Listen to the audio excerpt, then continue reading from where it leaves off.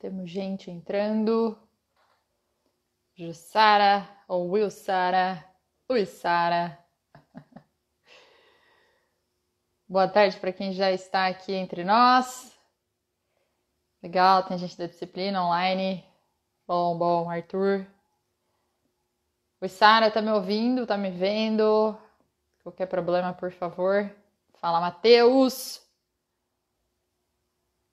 Por favor, me fala, tá bom? O professor Alcides já está entre nós. Já solicitou. Alcides, eu já te chamo, eu só quero que as meninas me confirmem se está tudo certo. Oi, Sara?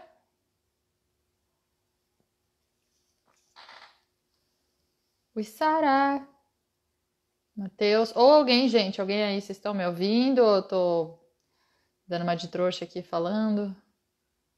Alcides deu um ok. Carol disse, Carol, você vai ser eleita do GPSP daqui a pouco. Tá sim, participação. Tá ouvindo? Obrigada, Arthur. A Sara, no caso, faleceu. Não tá mais entre nós. Espero que não seja. Boa tarde! Olha só se não é quem tentou me infartar agora. É. Tudo bem, Paulo? Tudo Tudo bom, jóia? professor? E você? Tudo bom, tudo Vamos ótimo. ver se está aparecendo a nossa imagem e o som. Pessoal, professor Alcides também, vocês estão ouvindo e vendo? Falem agora, para a gente não ficar, eu não ficar conversando aqui sozinha. Corre esse risco. Eu recebi um joinha, então eu acho que sim, acho que foi. Legal, perfeito. Boa. Obrigada, Você que Léo. manda. Legal. Gente, eu queria já começar a live dizendo que o professor Alcides acabou de me infartar. Ele me mandou um WhatsApp me trollando. Então, eu tô ainda um pouco infartada, tá bom? Ele fingiu que esqueceu que era hoje. Ó o Thiago por aí, Thiago Leonardo. E eu fingi controle, você viu, né, professor? Eu tô evoluída. Eu tô evoluída. Mas tudo certo. Legal, gente. Professor, obrigada desde já, por estar aqui com a gente nessa live. Essa é a nossa sétima live de uma série de lives chamada GPSP Conversa. Tem dado bastante trabalho, mas tem sido bastante interessante também.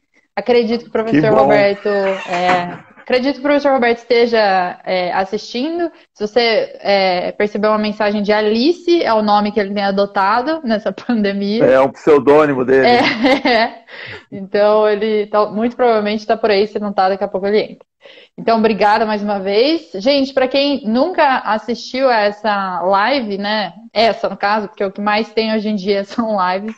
Essa live se chama GPSP Conversa. É uma live do GPSP, que é o Grupo de Estudos em Pedagogia do Esporte da Unicamp de Campinas, da Faculdade de Educação Física. Porque o outro grupo de Pedagogia do Esporte da Unicamp é o LEP, que é o grupo que o professor Alcides e a Larissa lideram em Limeira. Também é Unicamp, mas na Faculdade de Ciências Aplicadas. Então, são grupos aí que têm trabalhado há um bom tempo juntos, né? E, enfim, é um prazer enorme ter o professor Alcides aqui. Acho que ele dispensa um pouco as apresentações, literalmente, né? O pessoal sabe quem é o Alcides. Então, no caso, é um dos grandes nomes da pedagogia do esporte e, em especial, cada vez mais desse termo pedagogia do jogo, né? Me arrisco a dizer que é referência hoje aqui no Brasil quando a gente fala sobre pedagogia do jogo. Então, hoje a ideia é conversar sobre isso. E de onde que surgiu essa ideia? Acho que eu nem te contei isso, professor. Na disciplina de pedagogia do esporte que a gente está tendo na pós, um dos Sim, temas de discussão foi pedagogia do jogo, né? E aí, que legal. ali, um dos tópicos foi: será que a gente tem, ou pessoas têm usado da pedagogia do jogo mesmo, ou será que a gente acha que está usando, mas na realidade é só um jogo que está sendo feito, né? Então, é daí que vem o questionamento: o que é pedagogia do jogo? Como é que a gente pode usá-la ou adotá-la enquanto metodologia para a nossa prática pedagógica, certo? Então, professor, Ok. como eu sei que o senhor gosta muito de falar, 15 a 20 minutos, você só para apresentar o conceito de pedagogia do jogo, quais têm sido as suas impressões e investigações.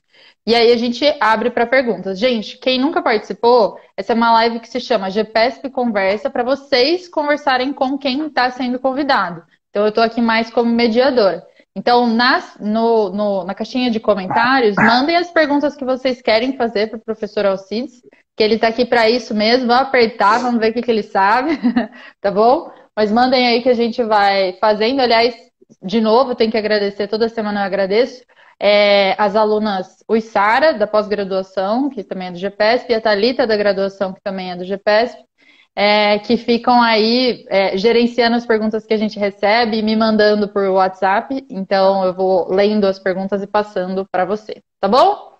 O Uissara, né, Uissara? Cada dia é um novo nome da Uissara, gente. É Uissara. Então, vamos lá, professor, a live é sua. Fique à vontade.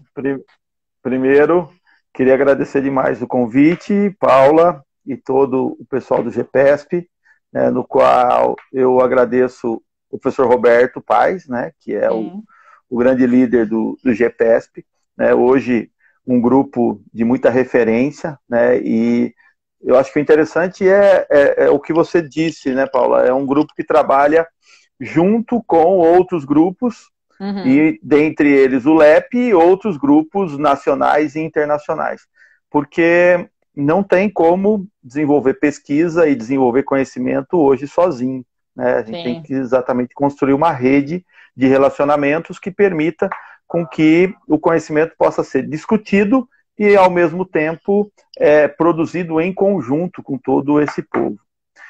Especificamente sobre o tema, né, pedagogia do jogo, eu tenho estudado isso há um certo tempo, né, e, obviamente, o culpado de eu começar a estudar esse tema é o professor João Batista Freire, do qual eu sempre faço referência, porque é importante, eu acho que a gente começar, principalmente nós que falamos no meio acadêmico, mas não só nós no meio acadêmico, mas todas as pessoas, até no sentido de começar a construir sua epistemologia da prática, ou seja, para que você comece a ter um pouco mais de consciência das teorias que sustentam a sua prática, que sustentam a sua fala. Porque ninguém fala nada que nasce na tua cabeça. Tudo que você fala advém de alguma coisa. Né? Isso é a lógica do método. O que é o método? É exatamente conseguir buscar o fio condutor que te leva a entender por que você pensa do jeito que você pensa. Né? Especificamente no nosso caso como que você dá aula do jeito que você dá aula. Ou seja, qual pedagogia te formou? Qual pedagogia hoje está muito presente na tua aula? Porque uma verdade precisa ser dita. Né? Ninguém dá aula sem pedagogia, sem conhecimento de pedagogia. Mas muitos não têm consciência de qual pedagogia ele está falando ou de qual pedagogia ele está aplicando. Então, falo tudo isso exatamente porque a gente precisa fazer referências importantes de onde vem a nossa fala, né?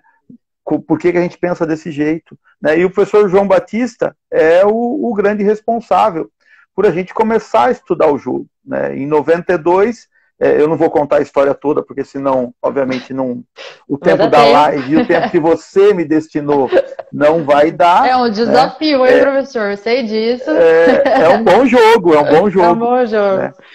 Mas quando eu chego na faculdade em 92, o professor João Batista está querendo investigar a pedagogia da rua, né? Querendo entender que pedagogia que existe no futebol de rua. Né? Então, a ideia é, ao investigar o futebol de rua, descobrir qual pedagogia existe nesse futebol de rua.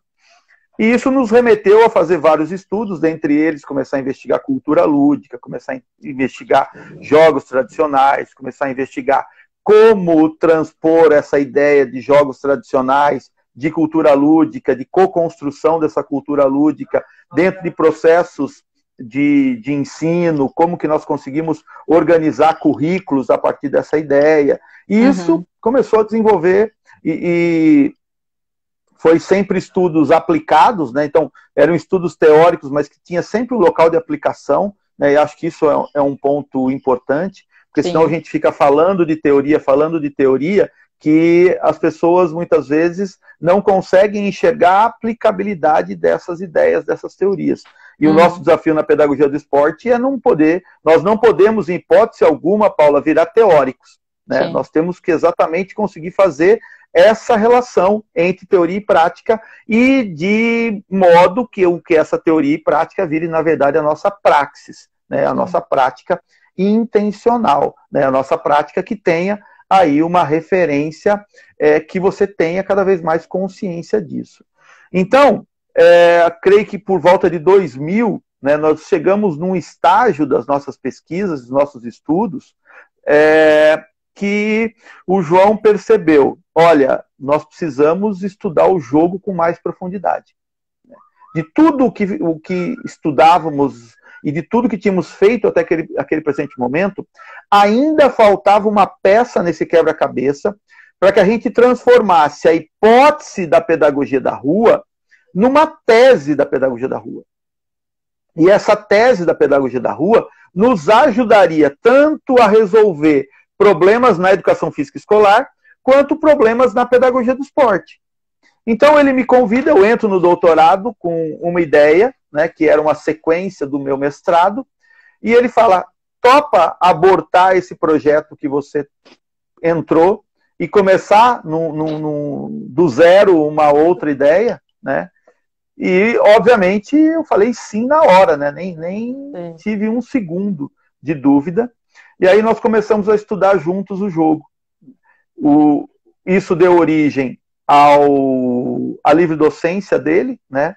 Que culminou no livro O Jogo entre o Riso e o Choro. Né? O Jogo entre o Riso e o Choro, na verdade, é a tese de livre docência do João. E, junto com esse livro, culminou no Educação como Prática Corporal, que é o livro onde nós apresentamos essa ideia, a primeira ideia de aplicação da pedagogia do jogo, numa proposta onde nós organizamos um currículo, né, para a educação física escolar. Talvez tenha sido a primeira sistematização ou organização um pouco mais detalhada dos conteúdos da educação física, ali em 2003, com o livro Educação como Prática Corporal, onde lá nós já investimos na ideia de que o jogo para a educação física seria o seu grande conteúdo. Né? Então, o jogo, ali no livro Educação como Prática Corporal, o jogo é entendido como conteúdo da educação física e, ao mesmo tempo, como metodologia de ensino.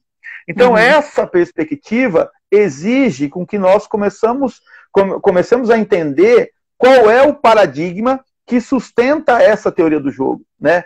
Então, o paradigma, obviamente, é o paradigma da complexidade, é o paradigma emergente, né? Nós chamamos ele de paradigma emergente. Logo, esse emergente vai ganhar um nome, ou de paradigma ecológico, ou de paradigma complexo, ou de paradigma sistêmico. Ou seja, a história, a filosofia da ciência, a história da ciência vai dar um nome a esse paradigma. Mas até então, todos conhecem como paradigma emergente, principalmente a partir dos estudos do Capra, que vem lá desde a década de 80, na perspectiva de mostrar que o paradigma está mudando, principalmente pautado nas teorias do Thomas Kuhn e tudo mais. Ou seja, a partir desse paradigma, é possível entender o jogo como conteúdo e como metodologia. No paradigma cartesiano, positivista, a perspectiva, muitas vezes, ou ele é uma coisa ou ele é outra. Né? Então, nós só conseguimos entender a pedagogia do jogo se a gente muda o óculos, se a gente coloca o óculos do paradigma emergente. Por quê? Porque além dessa aplicação na educação física escolar, onde jogo é método e conteúdo, nós, ao caminharmos e aprofundarmos na discussão sobre jogo, para cair na pedagogia do jogo e dar mais solidez a essa ideia, nós partimos do pressuposto que o jogo não existe em si, que o jogo vai existir ou vai se materializar enquanto uma atitude manifestada, por exemplo, no esporte, na brincadeira. No livro Com Prática Corporal, nós vamos mostrar que ele se manifesta em todos os conteúdos da educação física. Né? E outros autores vão falar que o jogo está presente na vida, no direito, na guerra, há características de jogo que você pode encontrar em vários locais. Tem muitos autores que estudam essa perspectiva.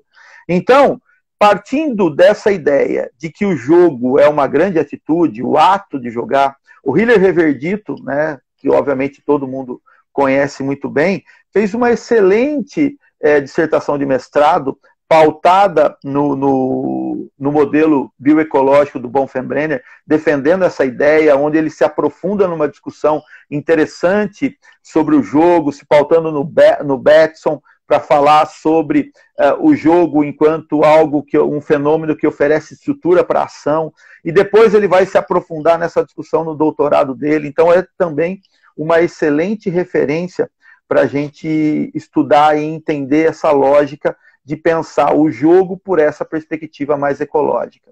Assim, a gente começa a desenhar ou dar contornos importantes para essa pedagogia do jogo. E aí eu faço Então deu para entender um pouco como que a gente chega a valorizar o jogo e a encontrar necessidade de estudar o jogo e com que óculos nós estudamos o jogo. Quando nós vamos entender ou poder falar um pouco melhor sobre essa pedagogia do jogo, é necessário a gente entender o seguinte. Veja, é necessário a gente fazer uma distinção entre modelo e abordagem. Legal. Por quê? Porque hoje está muito na moda falar de modelo de ensino. Né? No mundo pipoca modelos de ensino. Existem 1 milhão de modelos de ensino na nossa área e, infelizmente, talvez alguns cursos de educação física pouco estudam outros países e têm consciência de que esses modelos de ensino são importantes para que reforcem a ideia de superação de um método tradicional de ensino de esporte. A gente poderia falar do TGFU, a gente poderia falar do Constraint-Led Approach, a gente podia falar do Sport Education, a gente podia falar do modelo participativo, que acho que é o nome que a Isabel Mesquita dá ao modelo que eles desenvolvem. Ou seja, existe uma série de modelos de ensino. Nós, na pedagogia do jogo, também podemos entender a pedagogia do jogo enquanto um modelo de ensino. Mas, aqui, eu não quero falar da pedagogia do jogo enquanto um modelo de ensino. Eu quero falar da pedagogia do jogo enquanto uma abordagem. Como eu faço nas minhas aulas, né? Na minha aula de metodologia dos esportes coletivos, por exemplo, os meus alunos aprendem sobre o TGFU, ou seja, o Teaching Games for Understanding, a partir da ideia de abordagem e não de modelo. Então, o TGFU é um modelo, mas eu ensino aos meus alunos o TGFU por meio da abordagem. O que seria isso? É eu falar sobre os princípios fundantes ou os principais fundamentos dessa proposta. Por quê? Porque se eu cair na ideia de ensinar o TGFU enquanto modelo, primeiro, eu precisaria da disciplina inteira, e o TGFU tomaria a disciplina inteira. Por quê? Porque o modelo já é a aplicação desses princípios de modo muito particular. De modo muito particular. E o TGFU tem essa possibilidade, quando você se aprofunda nos estudos do TGFU, você encontra ele enquanto modelo, enquanto forma de organização da aula, enquanto princípios pedagógicos, enquanto como que o professor deve fazer perguntas, como que o professor deve avaliar a aula. Né? O Tiago Leonardi fez um belo de um trabalho sobre estudos de avaliação, dentre eles o GPAI, que é característico do TGFU. Ou seja, quando eu pego o TGFU a partir dos seus princípios e começo a destrinchá-lo enquanto objetivos, organização de aula, forma de desenvolvimento e avaliação própria, eu estou fechando o modelo. Né? E, por um lado, é interessante, mas, por outro lado, ele é preocupante no momento em que eu coloco as pessoas dentro de um engessamento e coloco as pessoas tendo que reproduzir esse modelo. Né? A mesma coisa vai acontecer com todos os outros modelos. Então, de modo diferente, na minha disciplina, eles estudam o TGFU enquanto abordagem, eles estudam a pedagogia das intenções do Claude Baillet enquanto a abordagem, eles vão estudar a proposta do professor Júlio Garganta, Amândio Graça, Isabel Mesquita, enquanto abordagem. Eles vão estudar a proposta do professor Pablo Greco, de maneira também como uma abordagem. Eles vão estudar as ideias do Jacotet enquanto principais ideias. Acho que o professor Jacotet não tem necessariamente um modelo de ensino organizado, né, mas ele tem princípios muito interessantes. Então, veja, e vão também estudar e entender a pedagogia do jogo enquanto uma abordagem. Então, eles estudam 5, 6 abordagens dentro de uma disciplina. Por quê? Porque essas 5, 6 abordagens estão debaixo do guarda-chuva do que a literatura chama das game-based approach, né? Ou seja, das abordagens baseadas no jogo. Ou seja, todas essas abordagens valorizam o jogo enquanto um fenômeno maior, ou seja, enquanto um fenômeno que precisa ser muito bem entendido, de modo a poder ensinar a jogar jogando, né? Talvez esse seja o grande mote de todas essas propostas, essas abordagens que estão dentro do GBA, né? Do Game Based Approach. Assim, pensar a pedagogia do jogo enquanto uma abordagem é valorizar os seus princípios fundantes. E o que eu falaria para você que seriam os princípios que fundam essa pedagogia do jogo? O primeiro deles é exatamente entender a pedagogia da rua. Entender o que significa essa pedagogia da rua. O que significa o lúdico presente nessa pedagogia da rua. Ou melhor, o que significa lúdico. O que é lúdico, né? Nós partimos exatamente da ideia, a partir dos autores que nós estudamos, dentre eles o Huizinga, Calois e inúmeros outros autores que estudam o jogo, como Bernard Sutt, que o lúdico nada mais é do que liberdade de expressão.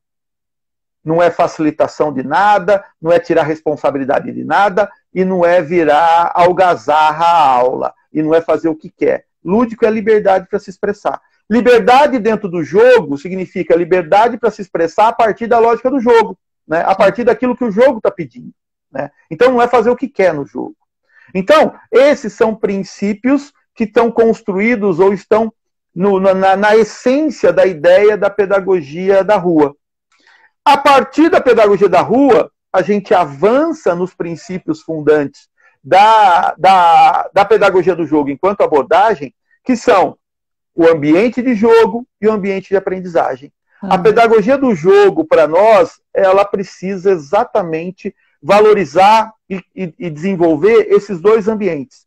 O ambiente de jogo é o ambiente que preserva as características essenciais do jogo e que permite com que eu entenda essa atitude de jogo, que eu entenda que esse jogador está em estado de jogo, porque as características que explicam o jogo estão ali presentes, pautado basicamente em 4 pressupostos, que seria o de representação do jogador, da pessoa que está jogando, tem a possibilidade de se sentir representado no jogo, ou seja, de se sentir motivado pelo jogo, de se sentir dentro do jogo. O desafio, que o jogo precisa a todo momento me desafiar. A imprevisibilidade, não existe jogo sem imprevisibilidade. E a perspectiva de gerar desequilíbrio. Esse jogo tem que gerar desequilíbrio. Ou seja, esse jogo é risco. Eu tenho que me arriscar. Veja que paradoxo interessante ao entender essas características do ambiente de jogo.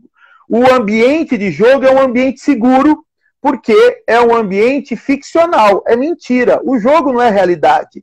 O jogo, ele é uma suspensão dessa realidade. Ele é uma forma de eu subverter essa realidade. É uma ação muito interessante, longe de ser alienante, é uma ação para que eu possa me impor frente à realidade, para que eu possa ser subversivo frente à realidade, para que eu possa ser o ser do jogo. Só que esse ser do jogo, para usar uma metáfora do professor João Batista Freire, eu preciso estar sempre em embate com o senhor do jogo. Por isso que eu não posso fazer o que eu quero. né? Eu tenho poder no jogo, eu sou poderoso no jogo, eu sou o super-homem nitiniano no jogo, mas eu tenho que enfrentar o Senhor do jogo. E o Senhor do jogo, continuando a metáfora do João, é exatamente o que garante o desafio e a imprevisibilidade. E nesse enfrentamento, nesse embate com o Senhor do jogo, é que gera o desequilíbrio, é que gera a necessidade de que o jogador possa se reestruturar, possa ter os seus esquemas de ação, para usar um conceito piagetiano, possa ser modificado, possa, por processos de assimilação e acomodação, atingir uma equilibração majorante. Então, tudo isso está dentro do ambiente de jogo, que muitas vezes nós caracterizamos como o estado de jogo. Uhum. O estado de jogo tem que ser entendido não como um estado apenas, mas o estado de jogo tem que ser entendido enquanto um gradiente. Vamos fazer uma analogia, né? Pense um gradiente de cor azul, onde eu tenho lá nessa disposição do mais pigmentado azul, ou seja, de um azul mais escuro para um azul mais claro. Uhum. Tudo que é azul é estado de jogo.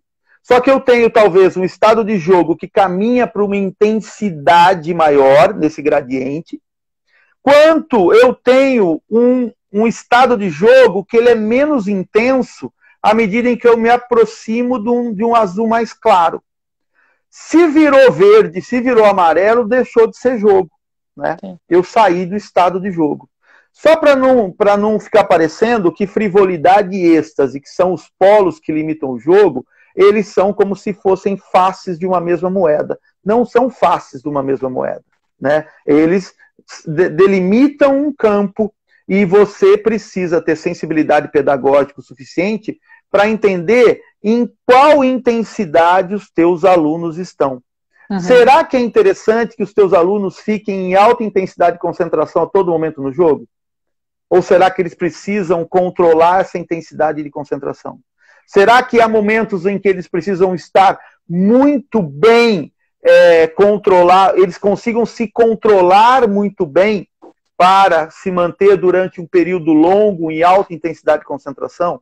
Tudo isso é possível à medida em que eu treino o que eu jogo o que eu treino, ou seja, eu substituo aquela máxima de que treino é treino, jogo é jogo, e passo a entender que jogo é treino e treino é jogo, né?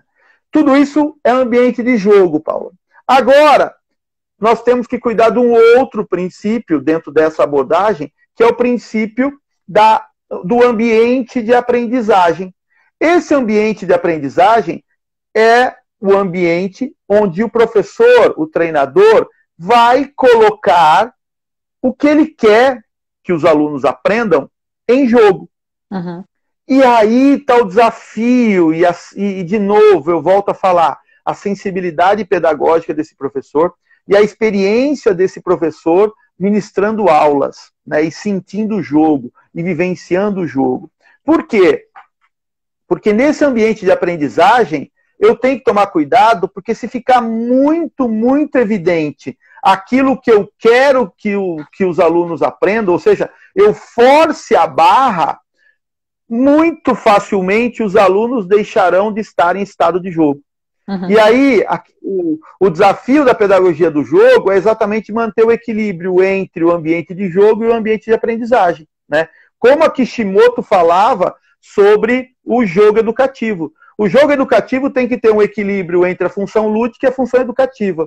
Na pedagogia do jogo, nós temos que ter um equilíbrio entre o ambiente de jogo e o ambiente de aprendizagem. Porque senão, se essa balança pender para o lado do ambiente de jogo, há uma facilidade muito grande dos seus alunos estarem mais vivendo um ambiente de recreação do que um ambiente de aprendizagem.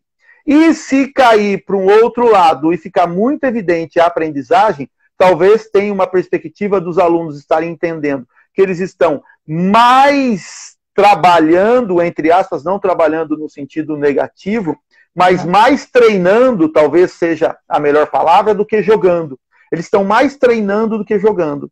E aí, talvez seja simplesmente, se eu faço isso, é simplesmente talvez um remendo novo num pano velho de uma pedagogia tradicional, né? Porque a pedagogia tradicional valoriza exatamente esse treinar em detrimento ao jogar, né? E o que nós queremos é que os jogadores se sintam jogadores, se sintam jogantes e se sintam jogados dentro do jogo. Por isso que o jogo é tão bonito, por isso que os estudos do jogo são tão complexos, e por isso que a gente não pode, em hipótese alguma, resumir a ideia de que simplesmente eu estou colocando o jogo na sua pedagogia, como é o título da nossa discussão de hoje, né? A pedagogia não se resume a uma pedagogia do joguinho.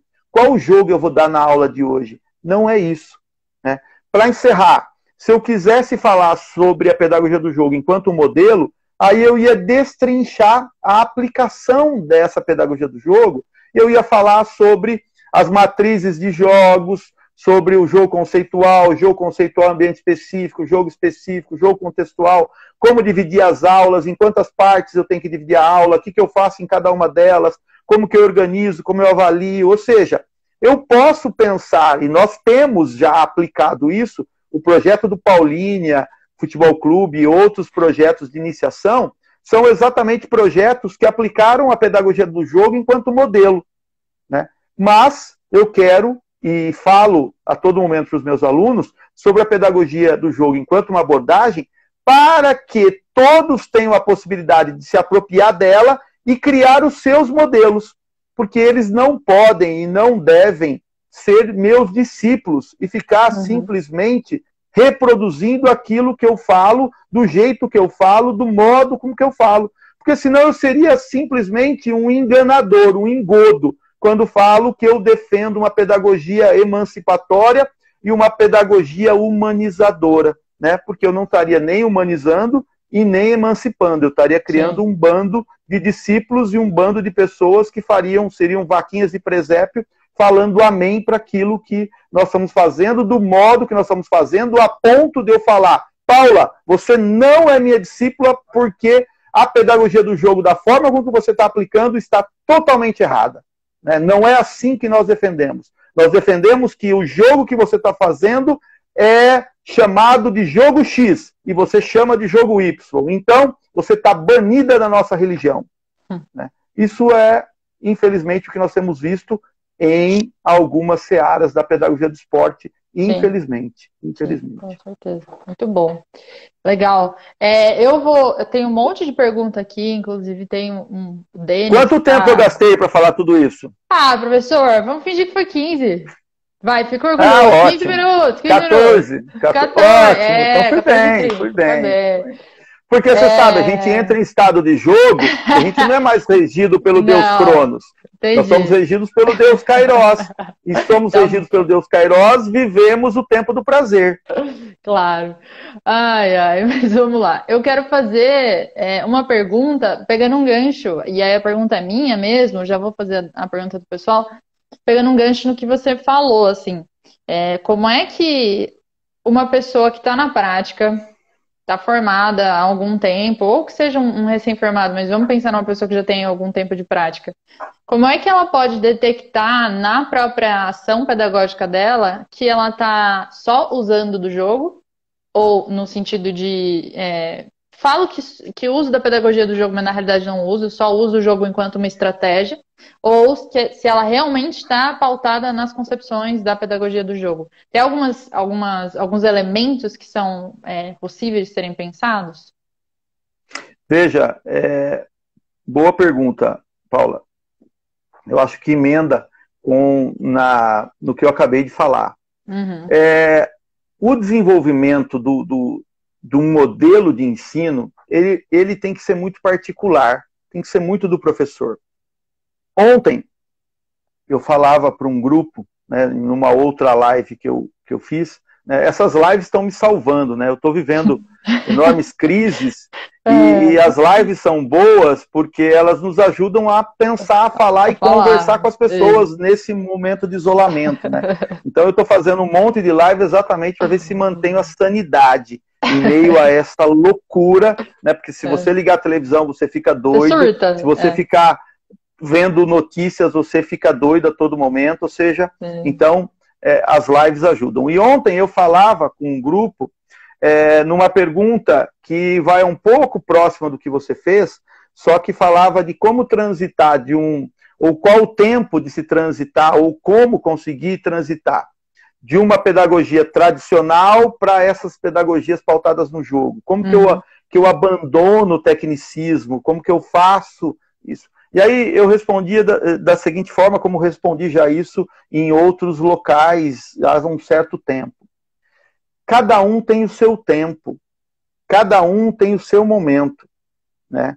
Não saia da noite para o dia abandonando aquilo que é seguro para você, simplesmente porque outras pessoas falaram que você está fazendo coisa errada e que você deve abandonar isso e ir para um outro caminho, né? Sem segurança, sem noção e simplesmente achando que agora eu não faço mais drible no cone e trabalho com jogo. Tenha calma, tenha calma. A ideia não é de conversão, por isso que isso aqui não é religião, né? Não é uma ideia de converter pessoas, mas é uma ideia de trazer, não que a religião não possibilite que as pessoas vão ou busquem a religião por consciência, mas que elas tenham uma devida reflexão e um devido conhecimento de si. Por isso que o desafio é como que eu consigo me conhecer mais enquanto um pedagogo, enquanto um professor. Por isso eu sugiro, né, que dentro dessa ideia de comunidades de prática, ou dentro dessa ideia até de trocas, onde eu possa ter um coordenador pedagógico, por exemplo, próximo de mim, né? Porque, veja, a pedagogia do esporte não forma somente treinadores e treinadoras e professores e professoras, né? A pedagogia do esporte forma orientadores pedagógicos, forma coordenadores pedagógicos, forma metodólogos do esporte. E eu posso me aproximar de um pedagogo do esporte que tem essa formação e que me ajude a fazer a reflexão. Então é sempre interessante estar aberto para que outros possam, olha, Paula, olha minha aula, olha o que eu estou fazendo. E não é só olhar minha aula, não é só olhar meu plano de aula. A nossa pedagogia, né, que se manifesta, que a gente chama de epistemologia da prática, se manifesta não só nas escolhas que eu faço, dos conteúdos e da forma de organizar meu plano de aula, mas está presente a todo momento na minha intervenção, em como eu falo com os alunos, como que eu vou fazer intervenção na aula, como que eu faço essa interação, como que eu interajo quando os problemas acontecem. Então, aí emerge toda uma epistemologia da prática, né? Esse é o belo trabalho que o Luiz Felipe está concluindo agora no seu mestrado, né? Quando ele vai estudar epistemologias da educação física, da pedagogia do esporte, né? E vai propor uma discussão epistemológica importante, que vai ajudar os professores para falar de epistemologia da prática. Mas, concluindo a tua pergunta, esse é o tempo de cada um. Então, se eu começar a pensar o jogo e usar o jogo de maneira instrumental, por exemplo, eu faço passe 2-2. Eu coloco os meninos um de frente para o outro e faço 10 passes para provocar você, 10 passes de peito, 10 passes quicado, 10 passes sobre a cabeça e 10 passes de gancho. Nunca existe, você nunca viu uma aula de basquete desse jeito. Não. Né? Então, eu não faço mais desse jeito. Agora eu vou criar um jogo de bobinho para que esse passe aconteça. Veja, o que eu estou fazendo? Eu estou simplesmente substituindo uma aula ou uma atividade tecnicista, uma atividade de um passe descontextualizado e colocando esse passar dentro de um jogo. Talvez, inicialmente, eu faça essa transposição apenas pensando na funcionalidade do jogo. O que é pensar na funcionalidade do jogo? É pensar, basicamente, no movimento que acontece ali dentro da atividade técnica e levar esse movimento para dentro do jogo. Querendo ou não, foi a primeira coisa que nós fizemos lá em 92, quando a gente começou a estudar. Hoje nós percebemos que há muito mais do que simplesmente pegar movimento, aplicado numa atividade técnica e transpor para um jogo, né? Há toda essa discussão de ambientes e de conteúdos ali presentes que mostram que, primeiro, não tem um conteúdo só que eu possa desenvolver a partir do jogo. Há uma série de conteúdos. E como que eu administro essa série de conteúdos? Porque antes, num treino técnico, desse passe de peito, eu limito muito as ações que estão acontecendo ali, os gestos que estão acontecendo ali. Quando eu coloco isso dentro do jogo, as possibilidades ampliam, se amplificam, né? E eu tenho, além do passe de peito, outras possibilidades de execução. Talvez o grande equívoco seria eu sair de um passe de peito 2-2 e ir para um bobinho onde eu coloco a seguinte regra: é obrigado só passar de peito. Sim. Veja. Eu estou usando o jogo, mas eu estou obrigando a só passar de peito. Tudo bem, né? Já saiu de uma atividade e foi para outra. Mas isso não significa necessariamente que você está explorando o jogo com tudo aquilo que ele tem de potencial. Porque você simplesmente vai falar ou vai usar a mesma lógica do treino técnico, onde você separou o movimento, para separar esse movimento dentro do jogo. E aí você limitou todas as outras possibilidades presentes. E matou as potencialidades que vão surgir. Nós acabamos de submeter um artigo para Retos, onde a gente está introduzindo esses dois conceitos novos para as nossas discussões em pedagogia do jogo, que são as possibilidades presentes no jogo e as potencialidades presentes no jogo. Porque isso tem sido parte de um estudo maior que nós estamos fazendo agora, que é a de investigação dos jogos tradicionais, para que a gente linke a um projeto maior ainda, um projeto guarda-chuva maior ainda, que é de retorno às origens, para a gente voltar a discutir pedagogia do jogo, pedagogia da rua, só que agora com 28 anos de experiência nessa discussão. Então, depois de 28 anos que a gente começou a discutir pedagogia da rua e foi para muitos caminhos, como eu acabei de relatar aqui, agora a gente vai voltar à pedagogia da rua para investigá-la com todo esse acúmulo de conhecimento. É a mesma coisa, você já deve ter vivenciado isso. Você leu um livro na graduação e entendeu X coisas presentes no livro.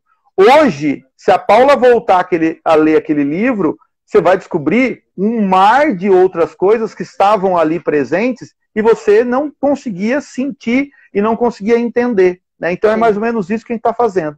Nós vamos voltar, né? E aí não sou eu sozinho, sou eu e o professor João Batista Freire, que juntos estamos de novo voltando a discutir pedagogia da rua, de posse de um grupo de alunos que estão nos ajudando, de orientandos. Bom, muito bom. E quando sai esse livro? Boa pergunta, né? Esse vai sair um tratado, né? Vai ser um tratado. Deixa eu dar uma olhada nas perguntas aqui, rapidinho, professor. Que tem bastante pergunta. Vamos lá, então. Aí, ó, vou aproveitar uma pergunta. Denis, prometo que eu já vou para as suas perguntas, tá bom? É que tem a ver com o que ele falou. O Felipe perguntou quais as suas indicações de livros para entender melhor sobre pedagogia do jogo. Olha, eu começaria por coincidência está aqui. Livro O Jogo entre o Riso e o Choro, né, que é a tese de livre docência do professor João Batista Freire. Legal. Depois, não sei, você poderia ir nas teses construídas, na minha tese de doutorado, ou no livro Educação com Prática Corporal, talvez na parte mais teórica do livro, né, não na parte aplicada. O livro Futebol e as Brincadeiras de Bola com os Pés. Tem outro livro interessante, que chama O Jogo Dentro e Fora da Escola, que é um livro organizado pelo professor João Batista Freire e a professora Silvana Venâncio. Eles organizaram esse livro. Eu tenho 3 capítulos dentro desse livro, e um dos capítulos fala exatamente sobre o jogo enquanto um sistema complexo, que é parte das discussões que eu estava fazendo na minha tese de doutorado, e que não entram no livro Futebol e as Brincadeiras de Bola com os Pés. Legal. Gente, queria dizer que o Alcides ele não pode ouvir essa pergunta. Indica um livro? Que ele indica uns 300. Dá para olhar, né, atrás, tem alguns livros. Eu entro em desespero, graças a Deus eu não tenho mais disciplina. Que o pessoal pensou, Paula, que esse fundo aqui é aquele fundo que a Amazon está vendendo. Né? Aquele fundo biblioteca. Não sabia que tem isso. Mentira! Vou comprar esse negócio. Só fingir que eu sou intelectual, gente. Eu não sabia, professor. Muito bom, muito bom. Legal, muito bom. Então vamos lá, Denis. Ele perguntou, essa pergunta eu acho legal porque bastante gente faz, assim, pelo menos para mim. Quais são os conceitos transferíveis na pedagogia para os esportes individuais? E dessa maneira, quais referências não são aplicáveis? Quando a gente fala em pedagogia do jogo, dá para pensar nos individuais? Mas lógico, porque todos os jogos são coletivos e individuais, né? Uhum. Talvez a grande discussão seja, e talvez esse seja o pano de fundo da pergunta dele, do Denis, toda aquela discussão, principalmente do Baie, que vai falar de jogos coletivos, né? E a gente tenta pegar aquelas ideias do Baie, dos jogos coletivos, e aplicar diretamente nos jogos individuais. Né? Dá uma o que é em partes possíveis. Desculpa, que é em parte possível. Né? Mas a gente não precisa ficar preso a ter que colocar forçadamente uma atividade ou um jogo individual dentro da lógica de um jogo coletivo. Vamos descobrir e estudar a lógica do jogo individual. Mas a discussão nunca é apenas para jogo coletivo. Ela é totalmente pautada em jogo, na grande família do jogo. Quer seja as subdivisões que vão acontecer na sua sequência.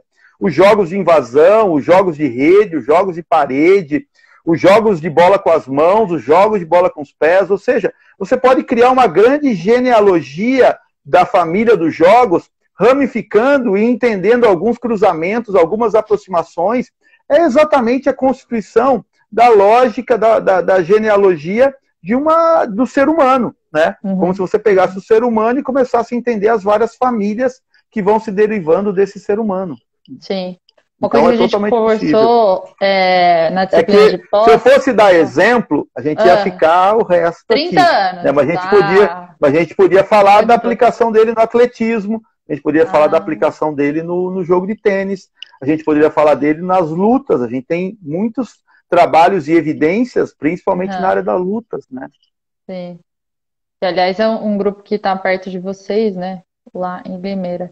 A gente conversou lá na disciplina esporte de raquete, a Larissa raquete, gripper, né? Junto com o gripper, o pessoal ali que tem desenvolvido com muita propriedade essa discussão. Né? É verdade, é uma boa referência, gente. Dá uma procurada aí, gripper. Eu acho que é do jeito que se fala, é o jeito que escreve, né? É o grupo lá de Limeira, a professora Larissa Galati acompanha. É um grupo bem sério, bem bom em relação ao que eles fazem mesmo. Então fica aí a dica. Deixa-me ver outra pergunta. Vamos lá, que tem muitas. Não quero sair muito do que estamos conversando. Calma, professor, tem muita coisa mesmo. Sem problema. Não se preocupe. Legal. Essa pergunta, vamos ver o que você tem para dizer. Como que você vê os jogos digitais? Reginaldo perguntou. Na perspectiva da pedagogia do jogo, é possível? Sim, porque os jogos digitais um jogo. Estão dentro do jogo. Sim. Estão dentro, só que nós precisamos investigar mais os jogos digitais. Né? Eu comecei um projeto para começar a entender melhor os jogos digitais. Quero me aprofundar nessa discussão. Né? Acho que a gente precisa, não podemos negar esse fenômeno. Né? Precisamos entendê-lo. Eu comecei a fazer uma pesquisa tentando fazer uma aproximação entre o conhecimento tático declarativo presente no jogo FIFA, né? E no jogo de futebol, e tentando ver se há aproximações.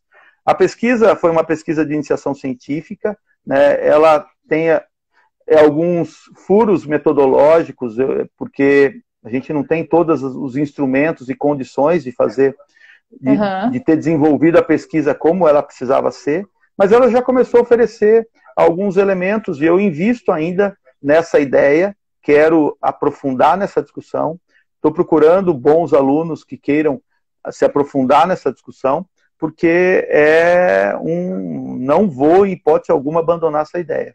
Sim, então, algo só para mostrar qual é a ideia, qual é uma hipótese. Uma das hipóteses, existem inúmeras outras, mas uma das hipóteses é que o conhecimento tático declarativo que se deriva do jogo FIFA pode ajudar a melhorar o conhecimento tático declarativo do jogo de futebol.